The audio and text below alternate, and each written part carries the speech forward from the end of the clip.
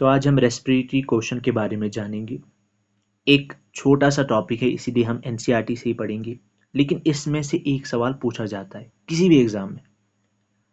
तो respiratory question पे जाने से पहले मैं आपको बताऊं कि अगर मैं आपसे पूछूं कि रेस्पिरेशन क्या होता है, तो आप आसान भाषा में मुझे बोलोगे कि it is nothing but when food gets combined with oxygen the energy is release along with carbon dioxide and this process is called respiration।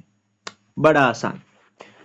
फिर रेस्पिरेटरी क्वेश्चन यही होता है कि यही हमें बताता है कि कार्बन डाइऑक्साइड कितना निकला रेस्पिरेशन की प्रोसेस में, डिवाइडेड बाय ऑक्सीजन कितना जरूरत पड़ा था पहले। This is respiratory question. तो रेस्पिरेटरी क्वेश्चन यहां पे लिखा है, it is the volume of carbon dioxide evolved divided by volume of oxygen consumed. ठीक। और इस रेस्पिरेटरी क्वेश्चन को हम रेस्पिरेटरी रेशियो भी बोलते हैं, इसमें कोई आपत्तिजनक बात नहीं। अब आगे जाते हैं हम। Respiratory question depends upon the type of respiratory substrate used. हाँ, रेस्पिरेटरी क्वेश्चन रेस्पिरेटरी सबस्ट्रेट पे डिपेंड करता है। जैसे कार्बोहाइड्रेट्स का इन्होंने यहाँ पे बताया, carbohydrates are use as substrate and are completely oxidise, the respiratory coefficient will be 1। Respiratory coefficient कितना होगा? 1 होगा। क्यों होगा 1 जानेंगे। अगर हम ग्लूकोज जो कि कार्बोहाइड्रेट है उसकी हम रेस्पिरेशन प्रोसेस, रेस्पिरेशन रिएक्शन अगर हम लिखेंगे तो हमें पता है कि 6 मॉलिक्यूल्स ऑफ ऑक्सीजन पहले यूज होते हैं और 6 मॉलिक्यूल्स ऑफ कार्बन डाइऑक्साइड फिर निकलते हैं। तो what is respiratory question? Carbon dioxide कितना निकला? That is 6। और ऑक्सीजन पहले कितना यूज हुआ था? That is 6 again. तो answer is 1। So the answer is 1।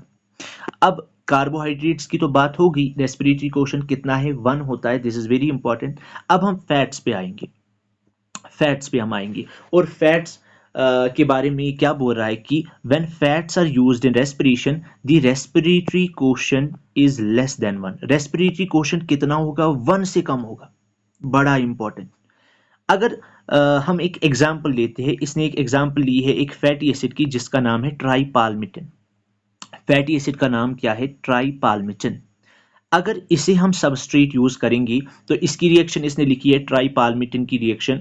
145 molecules oxygen के पहले यूज होते और लास्ट में निकलता है 102 molecules of carbon dioxide. So what is respiratory question? Again carbon dioxide कितना निकला? 102 डिवाइडेड बाय ऑक्सीजन कितना यूज हुआ था? 145 and the respiratory question is 0.7। इसीलिए इसने पहले ही बोला था फैट्स का जो रेस्पिरेटरी क्वेश्चन होता है वो 1 से कम होता है।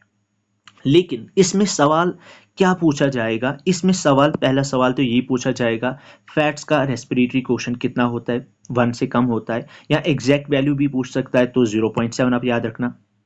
लेकिन वो आपसे ये भी पूछ सकता है यहाँ पे कि ट्राइपाल्मिटिन की फॉर्मूला क्या है। ट्राइपाल्मिटिन की फॉर्मूला होती है C51H98O6। This is important.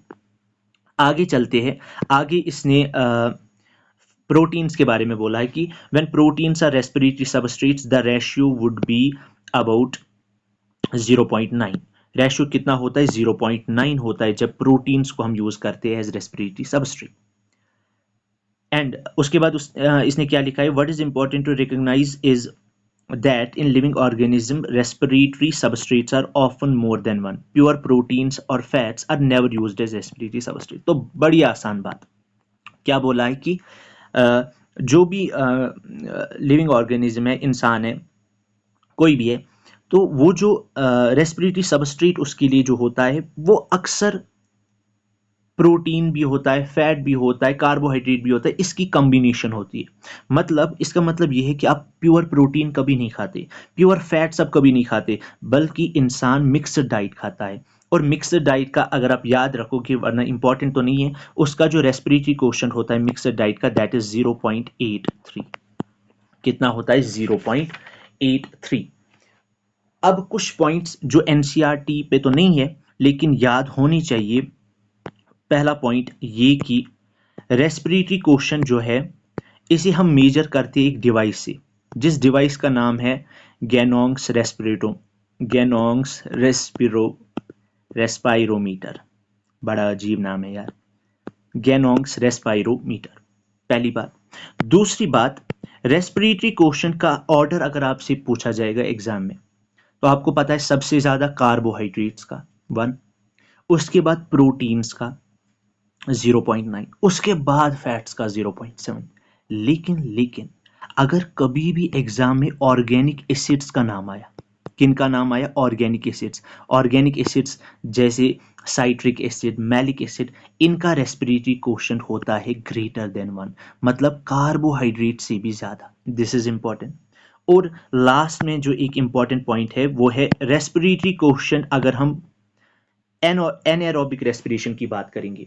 अब आपको पता है रेस्पिरेटरी क्वेश्चन होता है कार्बन डाइऑक्साइड कितना निकला डिवाइडेड बाय ऑक्सीजन कितना यूज हुआ।